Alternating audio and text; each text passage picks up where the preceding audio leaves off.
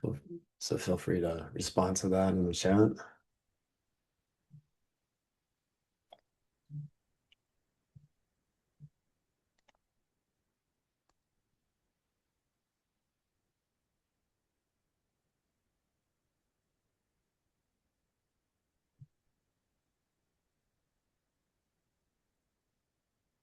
Yeah, so I mean, Tide, we'll talk. I guess we'll find out.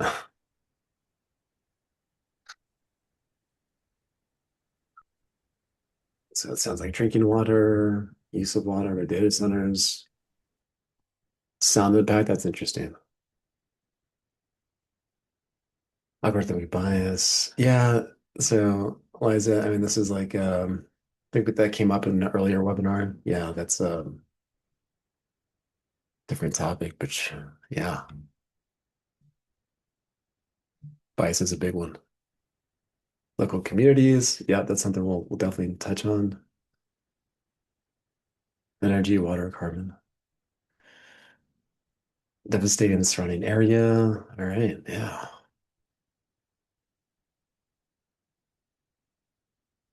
So job loss. Oof. So something I should clear. So we promised jobs as one of the things we talk about today. And then Bert and I were kind of going over this, and there's like so much research around water and energy that we decided we're going to have to do a separate webinar on jobs. There's just too much. So you're going to be everyone's going to be an expert on the environment by the end of today, and then we're going to have to do a separate one on jobs. We were kind of too ambitious a little bit for the description. All right, well, let's get started. This webinar is part of the 2025-26 Idaho AI Catalyst Initiative, which is funded and organized by our prestigious Heidi Estrom, the Chief Academic Officer at the Idaho Office of the State Board of Education. Our North Star has been and it is still to empower faculty as we all navigate AI readiness. And today is all about energy and water. So Bert's going to open with kind of some interpretive framing. He's a philosophy professor at the University of Idaho. It's going to help us just think through like conceptually when we have these discussions, what's at stake and how to frame these. And then we're going to get into kind of the information heavy part of the session, looking at data centers, like what's going on. This is changing rapidly. But then there's a lot of, kind of legacy data centers that are still out there. We're going to learn about like the different kinds of energy and water efficiency metrics to think through this problem and how much energy and water they use. And then we're going to look at more specifically how much energy and water and prompting uses. Like when you go into ChatGPT and you enter a prompt, like how do we calculate that water and energy usage? And then I think more practically, 4 and 5 here. We're going to compare various scenarios of students and faculty using these tools and just see kind of where that lands. And then we'll close with some classroom activity suggestions, and we'll have a website that you can use as a tool as part of these exercises. This is our previous. These are links to our previous webinars. We'll provide links to a link to this slide deck by the end, and you'll have access to all these previous presentations. Good morning. How are you doing? Oh, I'm just listening. Oh, I just got one of my last malls now. All right. All right, Bert. Yeah. Uh, this is Bert's going to walk us Okay. through the interpretive framing. Hi, everyone. My name is Bert Baumgaertner. I'm a professor here at the University of Idaho. I teach a variety of courses, ranging from critical thinking and logic, and then also more recently some courses on AI ethics. So what I want to do is just sort of give you some key distinctions and concepts that are really helpful in helping sort of frame or think about different parts of these kinds of ethical discussions. This is by no means like a replacement for like just taking an ethics class or a critical thinking class, but it sort of helps us get started. So the first distinction is like in ethics, we will often pay attention to the difference between certain moral obligations or ethical commitments you have as an individual, and sometimes those should be distinguished from collective action. So there's lots of examples that you might have heard of, like the tragedy of the commons, or prison dilemmas, or the stag hunt game, where there isn't always a perfect match between the kinds of obligations that collectives have, organizations have, governments have, or even groups have, and the individual. And in fact, in some cases, they can even be at odds with one another, whereby like what's good for the individual to do might actually produce negative things to the collective and vice versa. So this is by no means saying, that we shouldn't be trying to get those to match, right? The example that I sometimes will give is I might very well vote for having to pay more taxes. But then as an individual, I'm going to pay exactly what I have to and not donate any more, right? So that's a good example where there can be sometimes a tension between those. The second distinction is between descriptive claims or descriptive theses and normative theses. So descriptive theses or descriptive claims are claims about what is the case, and normative claims are about what ought to be the case, or what's permissible, or what should be the case. And it's important to keep these distinct because often people will implicitly say that something is okay, so that's a normative lens, by pointing out certain facts about what is the case. But that's known as the naturalistic fallacy. You can't get an ought claim from mere is claims. Just because you point to things happening out in nature or things actually happening doesn't automatically mean that those are permissible or those are what we should be doing. You need some additional premises, some additional background assumptions to be able to establish the normative thesis as something separate from a descriptive claim. And so areas like law and ethics, these are examples where we're doing this kind of normative inquiry. We're trying to think of what we ought to be doing, what is permissible, what might not be permissible, what obligations we might have or not have. And they always have to start from some other prior normative assumptions, right? So this is always the case that if you're supporting some kind of normative thesis, in the background somewhere, you have already some kind of normative assumption that you're making that you're expanding or refining into broader principles and generalizations. So to that end, I wanted to say briefly how that gets done in areas like law and ethics, or one way in which that gets done. And that gets done with using arguments by analogies. This is the sort of classic example. So Joel, this will be on the next slide. Yeah. So here's an example of an argument by analogy. So in this example, introducing a new AI tool is like a new prospective medication. Clinical medicine prioritizes safety, has strong regulatory oversight and criteria for what is permissible. Therefore, AI technologies should also prioritize safety, have regulatory oversight for what is permissible. So the thing, if we unpack this, and if we do this, like if you took a critical thinking class or like a logic class, we would do these sort of like numbered or standardized form of arguments. The first statement is something of a general form. In situation X, there's a moral obligation to do A, or maybe it's not permissible to do A, right? So you have some moral obligation or some normative claim about situation X. And then you can have a descriptive claim in number two, like situation Y has all the same relevant features as situation X. And it's those two premises then together that provide support for the conclusion. So therefore, in situation Y, there is also a moral obligation to do A, or in situation Y, it is not permissible to do A. So in arguments by analogy, we're always doing this kind of comparison of different things, right? So if you have an obligation or if it's wrong to do something in this context and you think that context is sufficiently similar to this other one, then that means you can carry over. That's why we have that bridge analogy up there. You carry over the sort of normative judgments that you made in one case to the other. Now, in an argument by analogy, if you're trying to criticize it, the standard way to do that is to try to explain what are some dissimilarities that are relevant between X and Y. So if you don't find an argument by analogy compelling, you're trying to figure out why the X and Y are actually dissimilar. And you're trying to pick up sort of relevant dissimilarities, not just some trivial ones. And this ends up leading to this sort of big, philosophically rich question, like what determines what is and is not relevant? And as much as we would like to just like look into the world and see what the facts are about what is relevant or not, that's just not how this works. We have to use human judgment and these types of like normative judgments. And so what counts as being relevant is typically discovered and also assessed through dialogue. This is why we debate. This is why we try to uncover different assumptions that we're making. And sometimes that leads to agreement, and sometimes that uncovers other areas of disagreement. But that's sort of the name of the game. This is a sort of a key feature of any kind of normative discipline. So as we go through all these different like facts and different pieces of information, try to keep in mind like in what ways are these things similar or not similar to other kinds of examples where I think I do or don't have certain moral obligations or where it's permissible. And I'll try to keep in mind this type of thing in the chat as well for anybody who brings these types of questions up as Joel goes through.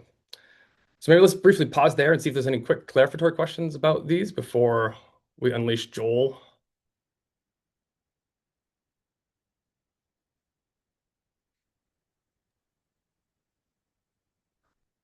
Okay, Am I unleashed? you're unleashed. Go for So it. I mean, I think Bert kind of something that really important that he said was like there's when you're making arguments by analogy, like a lot of this is coming down to like discussing what facts are relevant, and then but part of this is actually understanding what the facts that are actually out there, right? And increasingly, like these understand these argumentative strategies and critical thinking strategies are really important for faculty and staff at our local colleges because like you may not find environmental concerns to be a major issue for with AI, but a lot of your faculty members do, and a lot of your students do. Like I would say increasingly, like Gen Z is really tuned into this. They're seeing stuff, going on Instagram Reels and, TikTok and YouTube Shorts, and they're seeing stuff all the time, right? So even if we don't think it's top of mind or it's like the number one thing to think about with AI, a lot of people do, and we need to be prepared to have these conversations, right? So I think what we're going to try to do today is like try to be I guess more informed than most of our colleagues and students, so we can actually understand what facts would be relevant, right? Um, so we're gonna tackle this by at a macro level and then at a more behavioral level, and then look at some classroom activities that you can possibly do. And there's a website companion as well for this session. All right, so I mean the major question here is like I mean, I think this response to kind of the social media, awareness around the environmental impact is like, okay, we know AI uses that energy and water. How much? Can we put a number on this? And then compare to what? And so we'll see kind of like viral claims about this.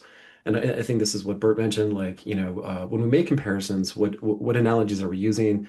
And how do we have discussions around like, okay, this is a good analogy, this is a useful analogy versus not useful. Um, so section one is going to give us a macro infrastructure perspective. So like my PhD isn't like it's a research PhD, so I just go hard on this stuff. So if at any point you're like, hey, this is just, not necessary. This information is too much, drop that into the chat and I'll move faster. But I think just having this rich information actually is very enlightening in some ways, and it'll give you a sense for kind of where things are going. One more thing I want to point out that the section draws heavily from the not solely, it's only just one piece, but the IEA's Energy and AI Special Report from 2025, along with other research, and there's a reference document at the end where you can see there's, I think 50 different sources that you'll find there. So in Idaho, like when you prompt ChatGPT, right, where does your prompt go? Like it goes to a data center, but where does it go? The most likely first stop or the most likely data center is going to be Quincy, Washington. This is a population of 8,000 residents. And that's because this is the Microsoft Azure data center, and they use the Azure, OpenAI uses Azure's global standard deployment. And so when inferencing, so an inferencing means like you send your query, it goes to a data center, and then it runs through the model. That's called inferencing. And so the concern is latency. You want that response to be as fast as possible. And so closer is better, right? So it just happens that this Azure data center in Quincy, Washington, is apparently the closest data center to us. Um, and fortunately for Idahoans, it's actually one of the cleanest in terms of energy source. It's a hydro power plant. It's not a thermoelectric plant. However, and we'll get into this, it's actually an older open loop system. So we'll talk about closed loop versus open loop. And so it's less efficient, much less efficient than the newer systems. And so that does, it leads to more energy and water use because of that. Um, all right, we'll come back to Quincy. All right, so let's back out a little bit. So before we look at how much energy and water is used by AI-related data centers, it's helpful to understand the data infrastructure or data center infrastructure more broadly. So the donor chart on the left shows a 2024 breakdown for world. This is worldwide. So I'm going to be very careful, like um, about distinguishing between what's going on in the United States versus globally. Like there are two different pictures. But on the left, we can see like globally, we have 85% versus 15% in terms of like what percent of data centers are dedicated just to AI related stuff, right? So 85% is not AI, 15% is AI. Um, yeah. Sorry, I say globally, this is US. Um, so we'll look at the next slide is going to like show what the other 85% is actually comprised of. Um, What kind of one nuance here is that like this is changing very rapidly. AI is one of the only workloads that run on data centers like Quincy, Washington. But as AI becomes increasingly pervasive, a clear distinction between this 85% and 15% is going to blur more and more. And so kind of it becomes challenging to distinguish, right? But right now, this is kind of where things are at. So on the right, you'll see 2030 projections for the United States. And the IEA's low case puts AI at 35%. So this is kind of a base case, 35%. And then and then it would be 44% for a higher case, right? Meaning like 44% of data centers might be AI related versus possibly, a lower figure would be 35%. So what powers the other 80% or 85%?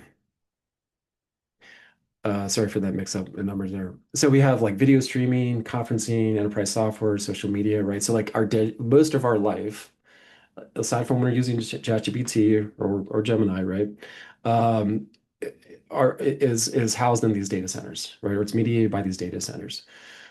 Um, and I think this is like useful for classroom discussions because faculty and students need to understand like their digital lives, like Zoom classes, email, Netflix, cloud storage, social media. This is the majority of what data centers do, right? So AI is adding to an already massive base. The right panel, some of your students are really into crypto. I had a student like email me this semester because he was failing. And he was like, hey, I got really into like crypto for a little bit because I was trying to make more money. And then I lost all my money. And then I realized that I need to like focus on my studies because I have more chance of being successful that way. And so our students are really into crypto. And that is currently at 125 terawatts, or that was actually in 2023, about 0.5% of global electricity.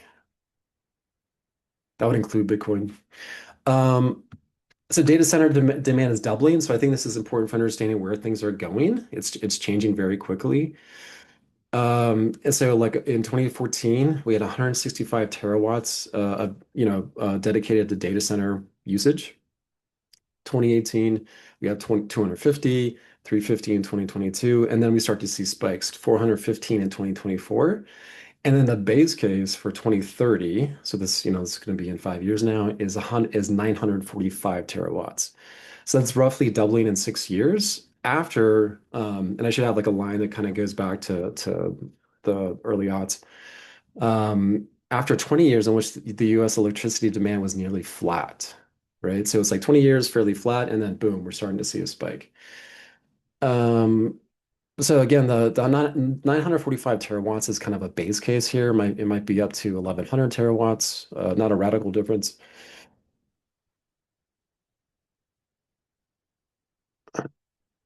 And then I thought this was pretty interesting. I have a Tesla. I have an electric vehicle. And so some of this, kind of hits close to home. But this provides context for thinking about what's happening globally versus the United States as well. This is expected demand growth through 2030, right? So if we think about like, where the demand growth for this energy is coming from, industrial output leads at nearly 2,000 terawatts. And this is mainly motors and manufacturing in developing countries.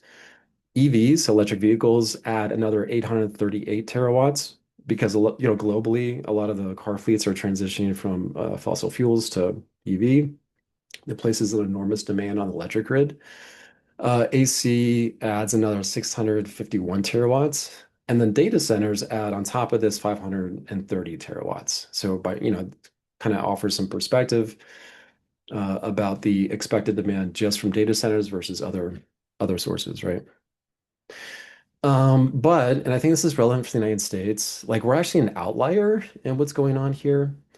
Uh, the weird thing about the United States is that we host roughly 45% of global data center capacity, and that's going to grow, but only about 15% of global electricity demand. So just kind of put that together, right?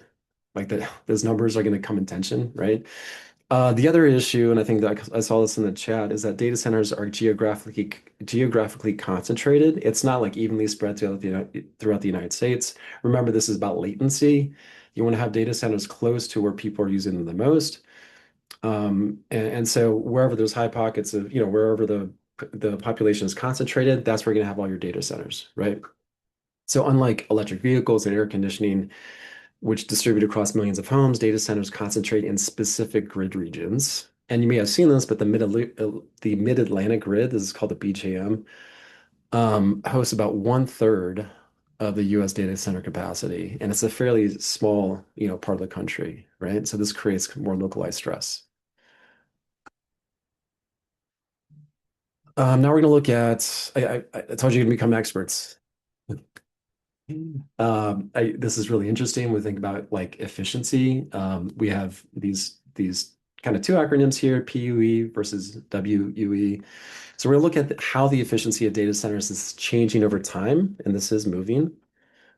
So legacy data centers are much less efficient than newer systems, but they comprise the vast percentage of the ones currently used, right? So currently about 75% of data centers are legacy. Means they're less efficient. They use open loop systems. This is how the water is used to cool down the data center. Basically, an open loop means that the water evaporates. A closed loop system means that they pump they have these huge pipes. They pump that full of water one time. It circulates, and then the power source will keep that water cool, so the water doesn't evaporate, right? So the newer systems use closed loop technology. The legacy systems use open loop technologies. And so over the next 5 to 10 years, we're in the process of transitioning from open loop to closed loop, and then more efficient energy sources. And so PUE versus WE, what does that mean? So PUE is about power. This is the ratio of total facility energy to IT equipment energy. 2.0 means half of your electricity goes to cooling, lighting, and other overhead. A PUE of 1.0 would mean that every watt goes to computation and nothing else. So this is practically impossible. It's impossible to do that. It's impossible to be like 100% efficient, but it's the ideal, right? So that would be 1.0. So the chart on the right shows that like legacy enterprise data centers run around 2.0. There's quite a bit of waste there. And then the hyperscale facilities, the newer ones that are closed loop, average about 1.15. So it's getting close to the ideal. And the WUE, this is the water usage effectiveness. This is about liters of water consumed per kilowatt of IT energy. So zero would mean no water is used for the data center itself, aside from like flushing toilets. And so this is important here. Like 75% of the current fleet of data centers have a WUE score on average of 3.4 because they're both energy hogs and use evaporative cooling, right? They're not the closed loop systems. The newer hyperscale systems you can see in the middle of that right-hand bar chart cut this figure in half. And then the even newer zero water closed loop systems that use 100% renewable energy sources, like solar and a combination of solar and wind, uh, scored as zero, meaning like the only water use would be going towards like just people using the facilities, right? Like flushing the toilet, washing their hands, that kind of stuff. That doesn't mean they don't use water at all. Again, they have to pump the loop with water once. I think it's like 120 million gallons, something like that. But they only have to do that once, right? So the WE score would drop to zero. The issue is that this only works. You only get your score down depending on your energy source, right? So the closed loop systems actually require more energy, and so if you have a more efficient closed loop system, you actually but it then relies on thermoelectric energy source like nuclear um, um, or natural gas or coal, then this actually require more water indirectly because you need the water, or you need the energy to actually keep that water in the closed loop system cool. So it's a clear trade-off. And so the trick would be, okay, make that energy source solar and wind rather than thermoelectric. Any questions so far? Are we going too deep? I put one in. It's, do you think someday we're going to see these energy efficient scores on each transaction or at least each platform, kind of like when we're buying appliances? I mean, right, the problem is that like these companies don't even share data about social media energy demand, right? So like Microsoft and Google do publish energy use reports. Whether or not that would translate to like the platform, I mean, that's a good question. That would be a policy, right? That would be like about policy and kind of Bert mentioned individual versus collective behaviors, right? Um, Otherwise, is there a market incentive for it? I wouldn't think so. No, an advocacy incentive, not a marketing one. Yeah, yeah. So what does this mean for carbon emissions? The chart above, sorry, this chart from the IEA is another base case and shows that how a lot of the global CO2 fluctuations are due to China, because they're transitioning away from coal and towards solar. This is actually having the biggest impact on what's going on with carbon. So coal currently, you see that brown kind of part of the chart there. This is mostly China.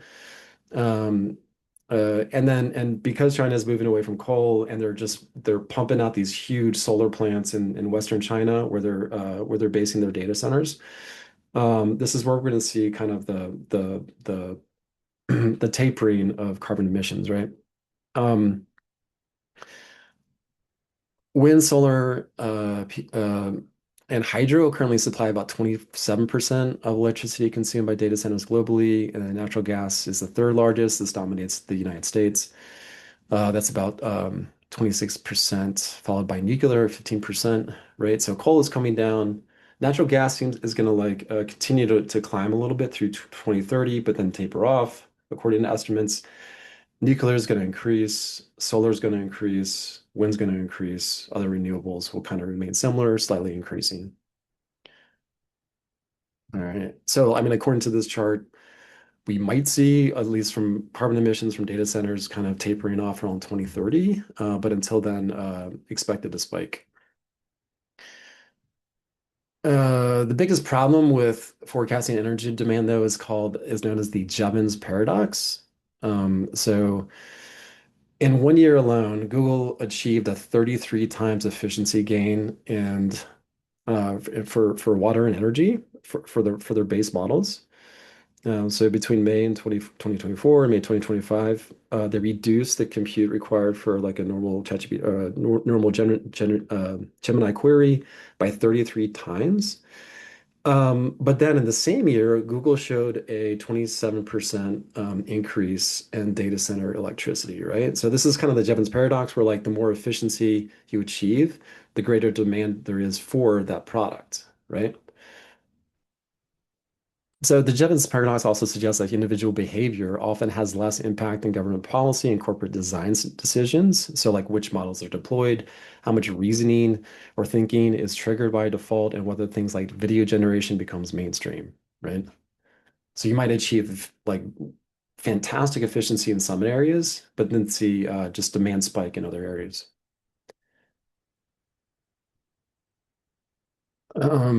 So water, I think I can move a little bit faster.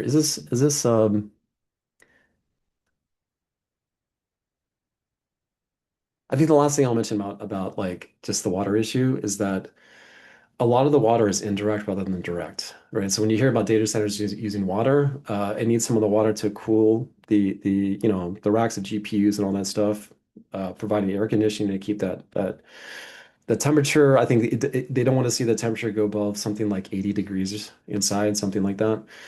And so it uses water to do that. But then the indirect water is actually much greater, and this comes from electricity generation. And this kind of speaks to, I mentioned this before, but what the energy source is has a massive impact on the indirect water usage, right? Any questions around like water, direct versus indirect? All right. Then finally, this is the last like macro perspective here. So the picture changes when we zoom out and consider what's happening globally. The global sector is pivoting from less water intensive power sources, especially coal, and towards more efficient power sources. So again, China is kind of the major factor here, because of how much power they're building out, like vastly more than the United States, how many data centers they're building out. Um, and the companies are also phasing out once-through cooling and adopting newer closed-loop water cooling systems, right? So if the energy source is figured out, then the newer designs of the data centers make it much more efficient. All right, so that's it for the kind of macro perspective. Way more information than you signed up for. Um, so now we're going to get into the cost of prompting. I think this is like the social media stuff we see. I think this is going to more directly address that. So basically, like newer data center designs, such as closed loop systems, do have better efficiency and can reduce energy and water usage if the power source is not thermoelectric, right? Um, when we get to prompting, we're going to see that a lot of the water and energy like really depends on the type of prompt. I think this is important for like just having these more nuanced discussions, right? So to think about prompting, we have to like just know the distinction between training versus inference. And so first, a company will spend a lot of compute on training their model. Hundreds of thousands of GPUs now. There's a ton of energy uh, calculated as compute, which requires energy and water, going towards just training the model, right? So that model, once it's trained, GPT, 5.0 or GPT-5 was kind of a big model. Now it's 5.4. These are new models that they're training. Once that's trained, that'll be hosted by servers across the world, right? It'll be kind of uploaded to Azure and other data centers.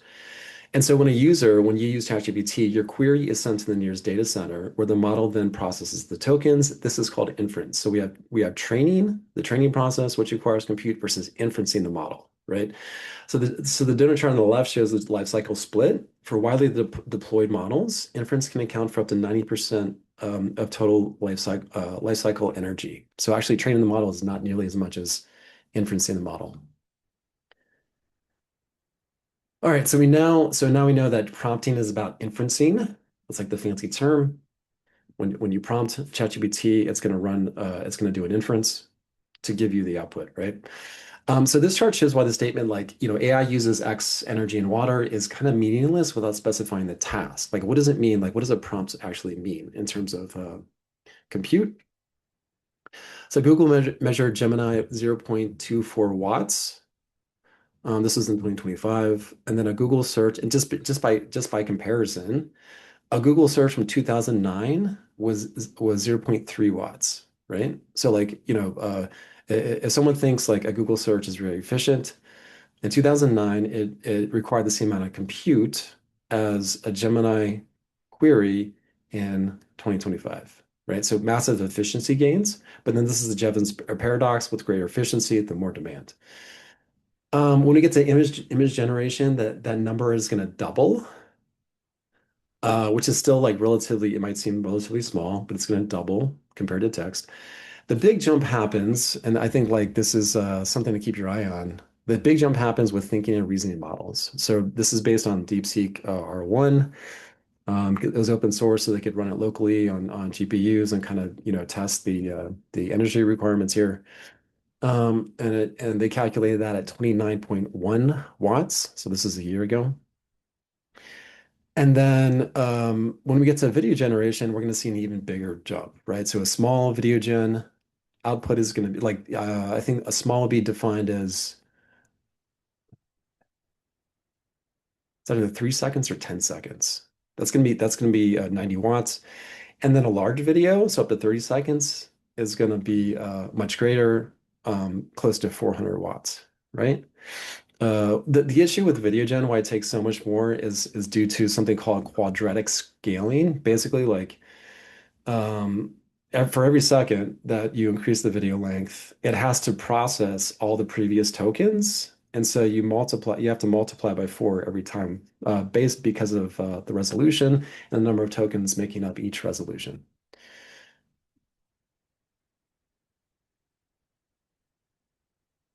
See, Greg says, are people predicting energy efficient gains for AI prompts in any way similar? Yes. I mean, so like, yes. I mean, so this is Jevons paradox, right?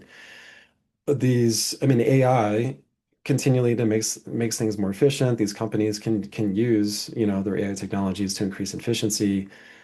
While they do that, there's a greater demand for more compute. Like, okay, that's great. We want to see like how great of a model you can produce.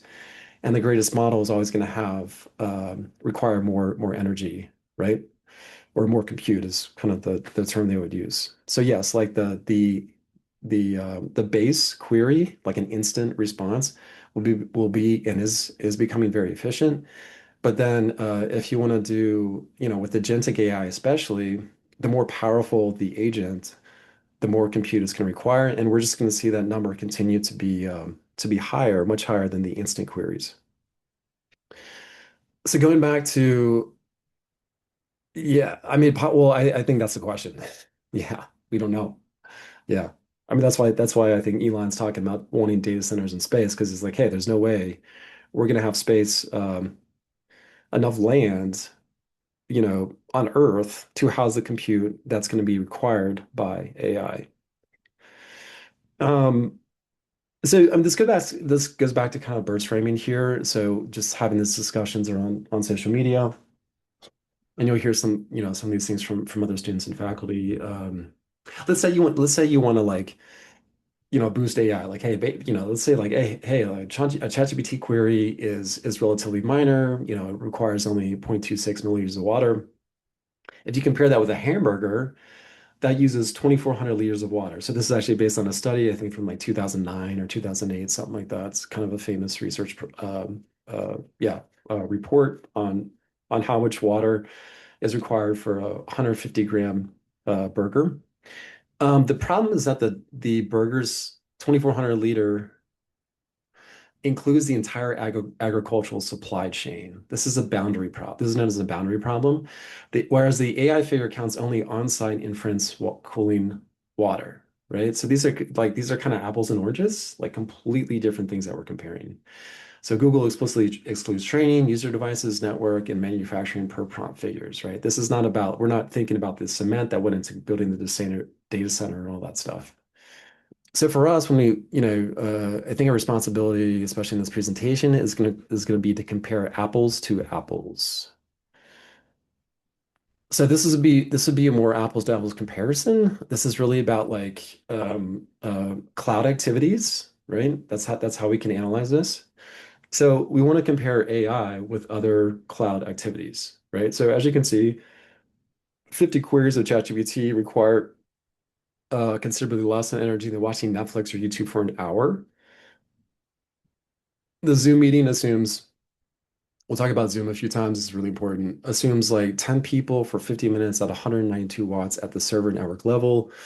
But we'll talk about what happens when you add the device. And then vibe coding, I mentioned like thinking, reasoning is going to be increasingly important for this conversation. So I'm in ChatGPT, right? When I toggle like instant, this is going to be the 0.24, 0.3 watts calculation instant, right? When I toggle thinking, and especially pro, that's where we're talking about like 30 watts or more. So what is that? Is that 10 times? No, that's 100 times more. required to inference when you toggle something like Pro, right? So a very different situation. So vibe coding is getting bigger and bigger. This really relies heavily on those thinking reasoning models. And this reflects the number of API requests that happen during an intense 1 hour session. And that's where we see this big spike from. And then if we want to translate these different numbers into like light bulb, like incandescent light bulb equivalents, this is what we get. I think like I used to think like incandescent light bulbs was kind of irrelevant. Like, why are we still talking about this? But like Andrew Huberman, that like, health guru dude, on social media, he's really anti-LED because it like messes with your supposedly like interferes with your sleep. Um, and so a lot of people are like going and trying to find incandescent light bulbs because like, hey, this is better for my eyes. So these light bulbs might make a comeback. Much less energy efficient though. And then like and then we're gonna look at some scenarios like real world scenarios where people just based on averages from surveys that we see out there. The one key thing that we need to add to the cloud energy and water usage is the on-device usage, and this is where AI actually gets a bump, or actually like kind of wins, gets more of a free lunch. So the previous two slides were about server and network energy usage. This shows what additional watts per hour need to be added when accounting for device usage, right? AI is relatively less reliant. It's much more cloud heavy when it does its compute and much less reliant on the actual device. Um, but then whereas Zoom and like streaming Netflix require much more energy from the device, especially if you're like, watching Netflix on a TV. So here's what happens when you add the server and energy usage plus local usage for Netflix. A phone streaming Netflix for an hour adds about 4 watts per hour, whereas a laptop considerably more, and a TV adds up to 55 watts more. And then finally, here's how we can translate some of these figures into water usage. So a prompt uses about a quarter teaspoon of water. And then by comparison, just for perspective here, a toilet flush is about 4,600 non-reasoning text prompts, right? So I don't know what you want to do with that information. Um, you might choose to type, but it's a comparison for you. I know some people intentionally don't flush their toilets as much for water. All right, finally, we're going to compare different digital lifestyles and just kind of see run the numbers like, okay, this is the cost of your digital life. And I guess while I do this, I'll share this link in the chat. So I built you can look at the sources and method, but I made this website based on the research for this presentation. And it's designed to be kind of like a digital inventory for students, for faculty. It can be used in classroom activity, exercises, that kind of stuff. Um, but this gives us an overview of the calculator, and then we'll see some starter mixes. So you can like manually, update things here to see what it translates to. Um, and then, or you can do some presets, right? So Gen Z, no AI, or faculty or a worker who hosts Zoom meetings, you can toggle these. It'll automatically go to that kind of preset figure there, and you can see the total system energy, total water, and then translate it into common household items, right? Okay, so what is a typical day of digital activity cost in terms of energy and water? For these scenarios, we're going to go by most recent research on Gen Zers. So this is for age ranges of 18 to 24. These are 2025, 26 sources, so this is relatively up to date. And so on the left, we see screen time by platform. Gen Zers average about 7.5 hours a day of screen time. And then on the right, we get Gen Z adoption of AI. Average prompts per daily active ChatGPT user is about 20 prompts per day, right?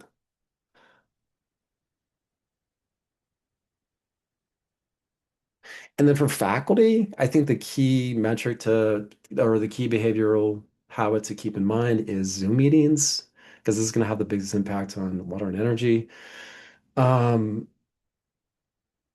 the worker average is about 7 to 11 hours per week on Zoom, or I'm including Teams meeting, all that, all the same thing, right? We know that Zoom just could also mean Teams meetings, not just Zoom. Some of us average like 15 meetings a week or more. Like some weeks for me, it's like 20 meetings. Other weeks it's like five, really depends. The workforce average is 7 to 11. All right, so this is what we're going to use to inform our scenarios. Camera is kind of interesting fact here. Camera on for a Zoom meeting uses 285% more energy. I want to see your face. I want to see your face though, but just letting you know.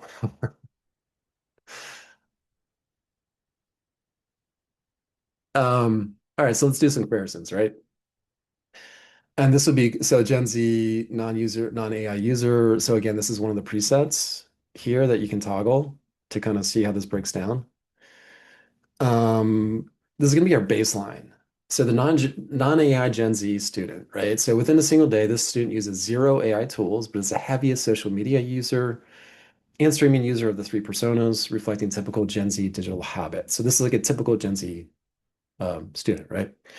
The student attends one class during the Zoom day. And since we're comparing to apples, we're not going to compare the trade-offs of Zoom versus driving to class. Like that would be another consideration for water and energy, but then how you calculate that is very difficult. Total system requirements is 191 watts and then 792 milliliters of water. All right, this is the medium AI student. So someone who uses ChatGPT as a study tool, perhaps like so 25 text prompts per day for homework help, writing assistance, brainstorming. This is close to the average of 20 per day for the average for the active ChatGPT user, plus 3 AI generated images for a class project. Yeah. Zoom dominates at 74 watts. So 1 hour watts per hour. This is one class. This is 1 hour of class with video on. And so because the student uses AI but cuts out some social media just a little bit, the AI adds just 9 watts to our baseline Gen Z student. All right. And then third, this is our final student. This is the heavy AI. This is the vibe coder. And I would say this is a relatively tame vibe coder, right? So this is a computer science student who spends 1 hour a day doing AI assisted coding with Claude Code or similar agent using the high reasoning model. So for a 1 hour vibe coding session, we see 355, we see just for that session, we see 355 watts, and this nearly triples our overall energy and water use versus the other students. We get 550 watts total. And then when we look at the faculty member who does not use AI, we're going to see that they're fairly similar to the Gen Z students and higher than the student who uses AI but does not vibe code, right? So I'm loading, and just one thing to keep in mind here, I'm loading this chart with one major assumption. I'm just looking at the chat. Oh yeah, okay, yeah. I know. It's okay, I understand. About video and Zoom rooms. Um, so the assumption here is that the faculty member hosts the Zoom meeting and is held responsible for the net energy and water expenditure for all 10 participants. So I'm calling this out because like depending on your position, you can be viewed as the host or participant. So here I kind of like the option here, you'll see Zoom as participant versus Zoom as host. So if you want to be held responsible for calling a meeting, you would toggle that up, right? If you're just a participant, you didn't call the meeting, you would use this, right? Um, so Zoom is expensive because it uses selective forwarding unit architecture. So basically, like the server receives each participant's video stream and forwards copies to all the others without re-encoding. So with 10 participants, that's 90 forwarded streams. Network energy dominates in our faculty scenario because each participant, sorry, yeah, the network energy dominates because each participant downloads 9 video streams at 720p. That's roughly 1.35 gigabytes per hour. Not, I mean, I think not not incredibly important to remember all that information. Zoom is expensive. So comparing 4 digital days at a glance, this is what we get. I guess let me pause. Like, what does this mean for you? Do you have any takeaways so far from just visualizing this information? Yeah, Abraham. Yeah. Yeah. I know. I mean, it's like one of those things like there's like it's well, this is a bigger like I think these are ethical discussions, right? Like what are the trade-offs? Like we there are learning expectations that come along with like Zoom meetings, like there's a more of a community when people have when people show their faces. On the other hand, like that, that costs something. And so everyone has to decide for themselves, okay, so like what am I valuing in this situation, right? All right, I know we're almost out of time. Okay. Yeah, so Kevin says the vibe coders would just have users, many yeah, I think this is something to keep our eye on, whether or not like the vibe coding phenomenon has enough of a network effect to where we start to see like an actual stress on energy and water. I mean that I think that could be the one thing that like changes because agentic AI is really taking over. So this is water footprint. The Zoom is less water intensive than the Vibe Coder. And then at a glance, it shows water and energy usage translated into familiar language. So we can think about cups of water and light bulb usage, right?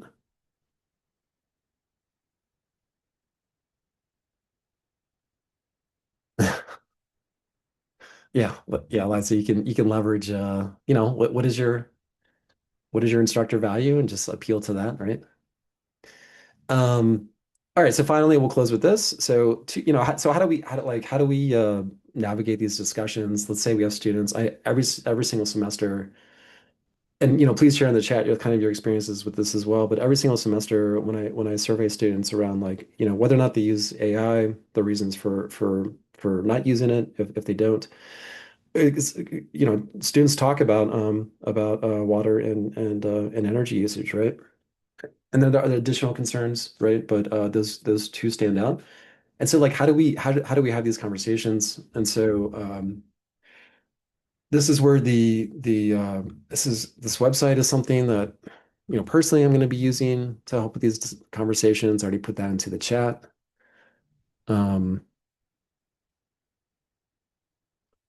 we'll put it again, and then um, this is actually based on what uses more of this website. This is a CCBY 4.0. It's open source, that website. And so I created my website as kind of like there's some overlap, but then mine is more designed for like a digital life inventory. Whereas what uses more, excellent website, that's more on just comparing individual activities. So that's kind of the main difference there. But kind of two ideas here. One could be in the classroom, like a digital inventory. So this would be like casual exercise where students, think about AI as part of their entire digital life, not just as like unique activity. And so you could use a website to students would inventory their daily digital habits, like, just activity by activity on a daily basis, then use the calculator to estimate environmental costs. And that could like frame discussions or like, okay, when we talk about AI, what does that mean in terms of your daily digital life? What do you do with this information? Does it change anything for you? The other option would be like information literacy. So there's a lot of, I provide sources at the end of the slide, and then this website is intentionally built as like an instructional resource. You'll see here the sources and methods used for all this information, right? So like, everything is cited. You'll see the calculations. You'll see the sources again. Everything's broken down here. It's not perfect. There are boundary questions. There are many things there are many gaps to fill in. And so you could turn this into an information literacy activity, right? So students could build build on your digital life website by examining sources and methods behind the numbers. Where do the estimates come from? What assumptions are being made? Can you find ways to improve or correct the data? What's missing? It's like there's no video game um, data right now. That seems like fairly important. What sources provide the most reliable information? Maybe someone like would dispute, the sources are authoritative. Or option two, students examine viral claims on social media about the environmental impact, and then use the websites to consider issues like system boundaries, blurriness of supply chain calculations.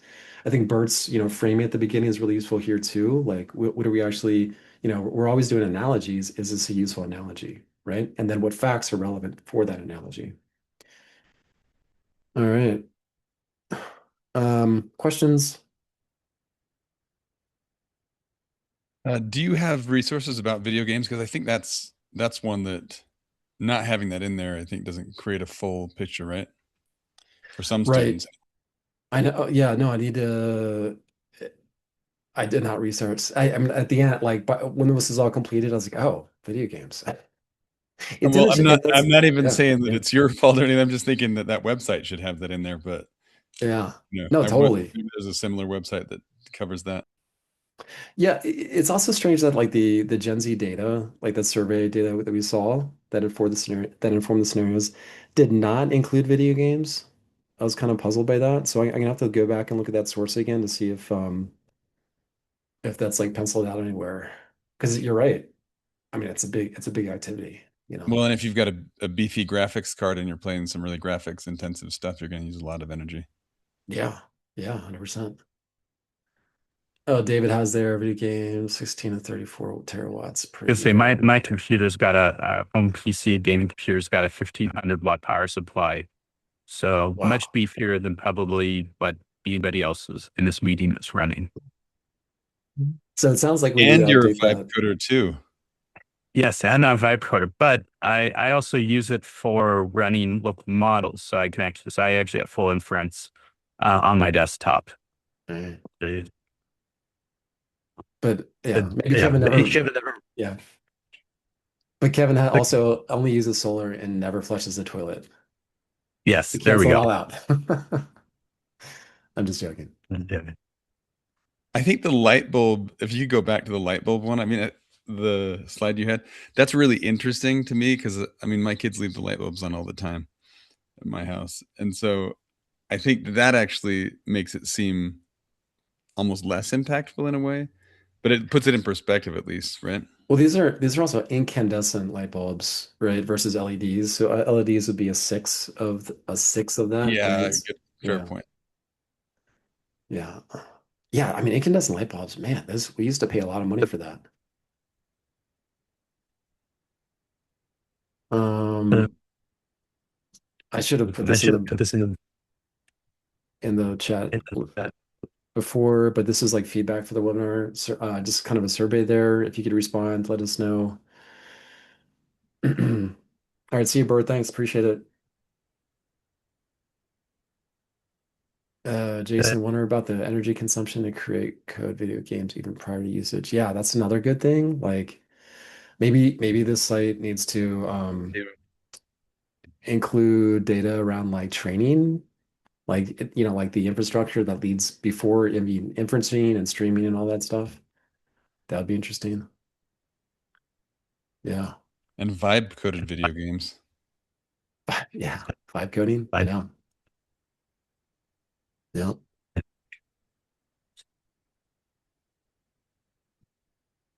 All right. Well, it's good to see y'all. Thanks for being here. I'll stick around for questions or comments, but appreciate your time. Thanks, Joel. Awesome presentation. Thanks. Thanks, Abraham. Thanks, Jason. Appreciate it. Love this. It was so great. Oh, thanks, Liza. Good to see you.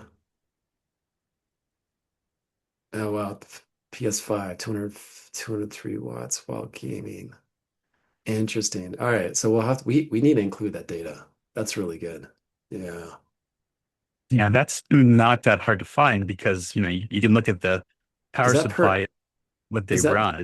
but I mean like is that per hour or like how would you Uh, like how would we I'll have to figure I that did out. ask. Well, actually, hold on. Actually, this is a little bit better. How about that one?